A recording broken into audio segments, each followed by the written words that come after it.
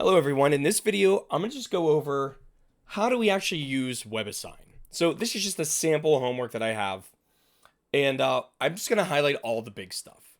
So first, across the top of the screen, in blue, you have homework, my assignments, grades, communication, calendar, and my ebooks. I think all those are pretty self-explanatory of what they cover, all right? The thing I'm going to look at are the homeworks, because that is where the majority of the time you're going to be spent, having fun, I guess, in. So across the top, you got all your questions. So for example, this homework has 20 questions, all right? To the right of that is going to be the due date.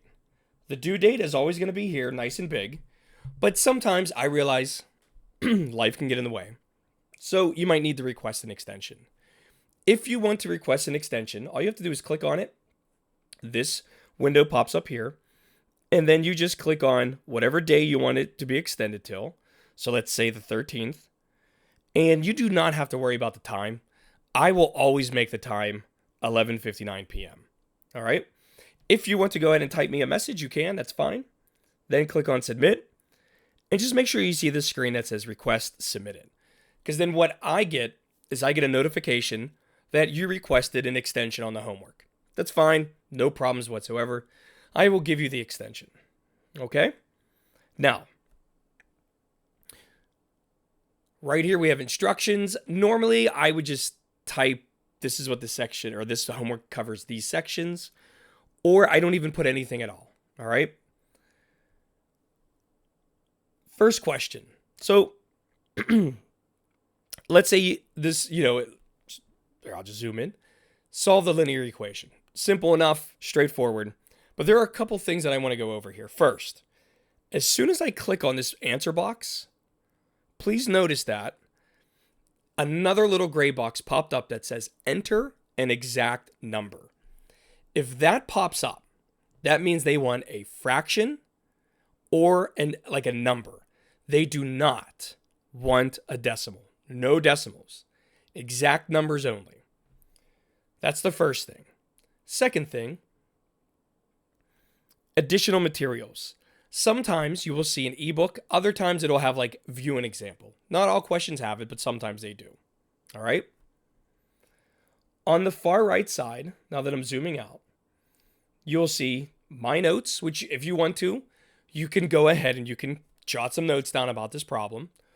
Or, and this is the most important, it'll say, ask your teacher. Now, I have a little check mark in the upper right-hand corner. That means I've already asked my teacher about this specific question. Okay? So, if I look at question 2, which does not have that check mark, and I clicked on ask your teacher, if you want, like I said, you can leave me a little message saying, hey, I don't know how to do this problem, and then click send.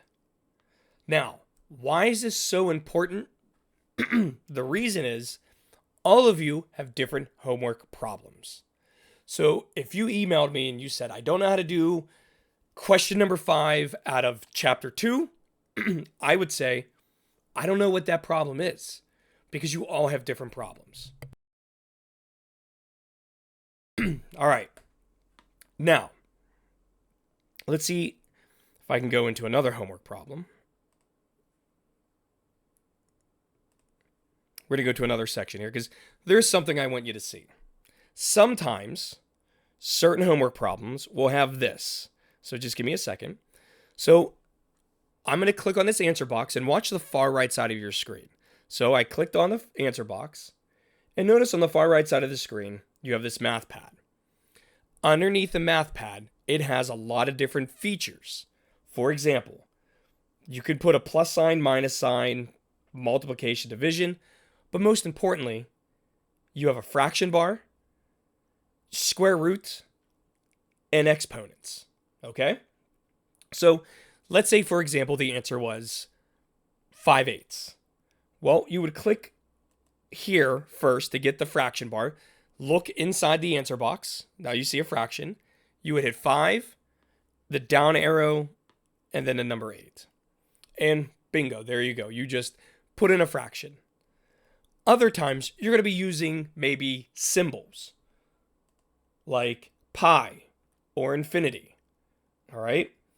Sometimes you're going to be using sets, like the empty set, or the union, or the intersection. All you can do is just click on them, and in the answer box, it'll go ahead and fill that stuff in for you, okay?